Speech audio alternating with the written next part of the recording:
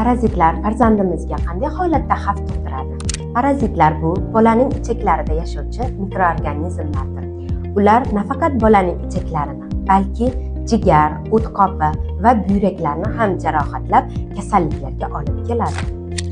Yana parazitlarning shunday turlari borki, ular bolaning ichaklarida yashab, farzandingizga kerakli bo'lgan vitamin va minerallarni so'rib yotadi. Buning oqibatida esa bolaning organizmi doimo yetishmovchilikda bo'ladi. Bu esa bolaning normal o'sishi va rivojlanishiga to'sqinlik qiladi. Buning natijasida bola injiq, qaysar va yig'loqi bo'lib qoladi.